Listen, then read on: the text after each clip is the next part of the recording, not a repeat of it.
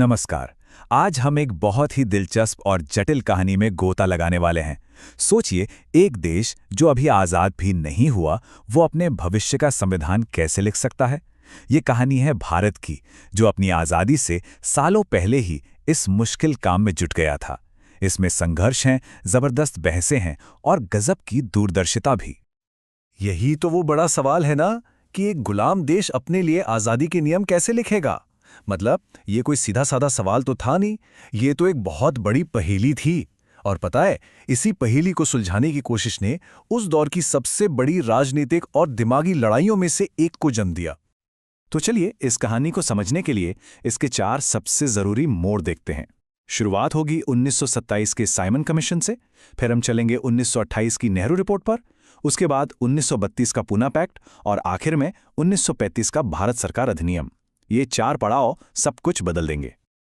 तो कहानी की शुरुआत होती है साल 1927 से और एक ऐसे कमीशन से जिसे ऑल वाइट कमीशन के नाम से जाना गया। देखिए, 1927 में ब्रिटिश सरकार ने 7 सांसदों की एक टीम भारत भेजी। इसका ऑफिशियल नाम तो था इंडियन स्टैट्यूटरी कमीशन, लेकिन सब इसे इसकी चेयरमैन सर जॉन साइमन के नाम से ही जानते थे। काम ये था कि ये लोग 1919 के सुधारों को देखें, उनकी समीक्षा करें और बताएं कि भाई भारत के लिए आगे का संवैधानिक रास्ता क्या होना चाहिए। लेकिन इस कमीशन में एक बहुत बहुत बड़ी दिक्कत थी, एक ऐसी खामी जो किसी को भी मंजूर नहीं थी। जानते हैं क्या? इसमें एक भी भारतीय सदस्य नहीं था, एक भी नहीं, 0। सोचिए, भारत के भविष्य का फैसला हो रहा है और उसमें कोई भारतीय ही शामिल नहीं है। जाहिर सी बात है, पूरे देश में आग लग गई। हर तरफ साइमन गो बैक के नारे गूंजने लगे। जबरदस्त बहिष्कार हुआ इसका। खैर, 1930 में कमीशन ने अपनी रिपोर्ट पेश की। अब इसमें कुछ बातें तो ठीक थीं, जैसे प्रांतों से दोहरी सरकार यानी डायरकी को खत्म करना। लेकिन जो सबसे ज्यादा विवादित चीज थी वो ये कि इन्होंने अलग अलग समुदायों के लिए सेपरेट इलेक्टोरेट यानी अलग निर्वाचक मंडल को जारी रखने की बात कही। और तो और, जिस डोमिनियन स्टेटस की मांग पूरा देश कर रहा था, उसका तो जिक्र तक नहीं था रिपोर्ट में। अब इस तरह के रवैये के बाद भारतीय नेताओं ने सोचा, बहुत हुआ। अगर अंग्रेज हमारे लिए संविधान नहीं बनाएंगे तो कोई बात नहीं, हम अपना संविधान खुद बनाएंगे। और यहीं से शुरू हुआ भारत का जवाबी हमला। और इसी सोच का नतीजा थी 1928 की नेहरू रिपोर्ट। मोतीलाल नेहरू की अगुवाई में भारतीय नेताओं ने अपना खुद का संविधान का ड्राफ्ट तैयार कर दिया। ये सिर्फ साइमन कमीशन का जवाब नहीं था, ये तो एक ऐलान था, आत्मनिर्भरता का, आत्मसम्मान का। ये इतिहास में पहली बार था जब भारतीयों ने मिलकर अपने देश के लिए एक संवैधानिक ब्लूप्रिंट तैयार किया था। और जब हम इन दोनों रिपोर्टों को आमने सामने रखते हैं तो जमीन आसमान का फर्क साफ दिखता है। एक तरफ साइमन कमीशन था जो डोमिनियन स्टेटस पर बिल्कुल चुप था, दूसरी तरफ नेहरू रिपोर्ट जिसकी पहली और सबसे बड़ी मांग ही डोमिनियन स्टेटस थी। अंग्रेज बांटो और राज करो की नीति के तहत सेपरेट इलेक्टोरेट बनाए रखना चाहते थे। वहीं नेहरू रिपोर्ट ने कहा, नहीं, हमें जॉइंट इलेक्टोरेट चाहिए, एक देश के लिए एक चुनाव प्रणाली। और तो और, नेहरू रिपोर्ट में 19 मौलिक अधिकारों की बात भी थी, जिसका साइमन कमीशन में कोई नामो निशान तक नहीं था। पर देखिए, लड़ाई सिर्फ अंग्रेजों से नहीं थी। एक बहुत बड़ी और शायद उससे भी ज्यादा मुश्किल लड़ाई तो देश के अंदर ही चल रही थी। और ये लड़ाई थी प्रतिनिधित्व की, कि देश में अल्पसंख्यकों और दबे कुचले वर्गों की आवाज कैसे सुनी जाएगी। और इसी बीच 1932 में ब्रिटिश प्रधानमंत्री रैमसे मैकडॉनल्ड ने एक दांव चला जिसे कॉम्युनल अवार्ड कहा गया।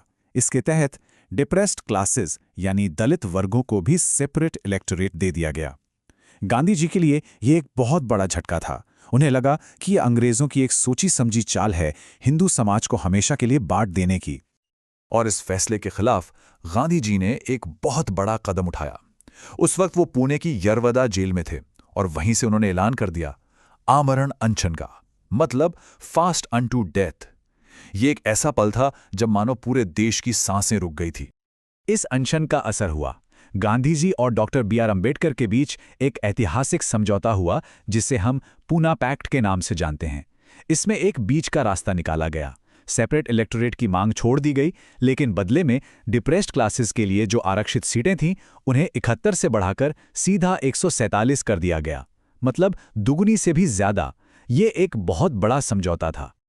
तो इन सारी बहसों, रिपोर्टों, संघर्षों और समझौतों के बाद आखिरकार 1935 में अंग्रेजों ने अपना आखिरी और सबसे बड़ा दांव खेला।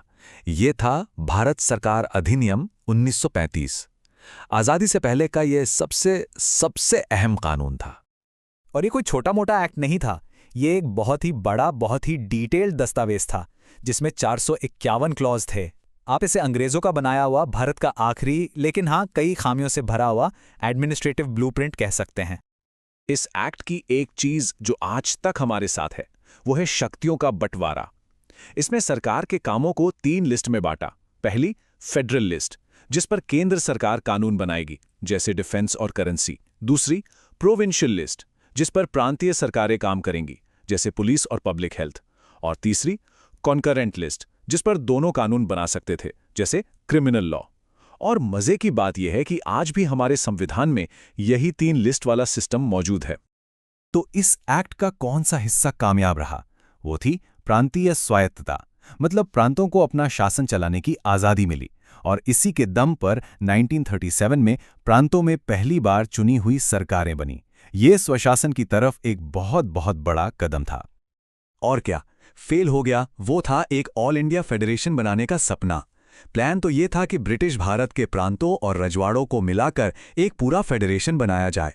लेकिन ये प्लान कभी कामयाब नहीं हो पाया, क्योंकि रियासतों के राजा महाराजाओं ने इसमें शामिल होने से ही मना कर दिया। तो सवाल उठता है कि इन सारे एक्ट्स और रिपोर्टों की विरासत क्या रही? इनका आज के भारत पर क्या असर पड़ा? चलिए इसी को समझते हैं। देखिए, 1935 के एक्ट ने हमारे संविधान के लिए एक तरह से पूरा का पूरा ढांचा ही तैयार कर दिया था। आज का हमारा फेडरल स्ट्रक्चर, ये 3 लिस्ट वाला शक्तियों का बंटवारा, राज्यों में गवर्नर का पद, यहां तक कि हमारा सुप्रीम कोर्ट भी, इन सब की जड़ें हमें 1935 के एक्ट में ही मिलती हैं।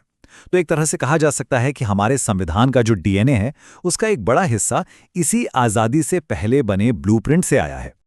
और ये पूरी कहानी हमें एक बहुत गहरे सवाल के साथ छोड़ जाती है कि किसी देश का भविष्य उसकी आज़ादी मिलने से कितना पहले लिखा जा चुका होता है। ये सारी बहसें, ये संघर्ष और समझौते हमें यही दिखाते हैं कि आधुनिक भारत की नींव 15 अगस्त 1947 को नहीं, बल्कि उसके भी दशकों पहले इन्हीं लड़ाइयों और बहसों के दौरान रखी जा रही थी।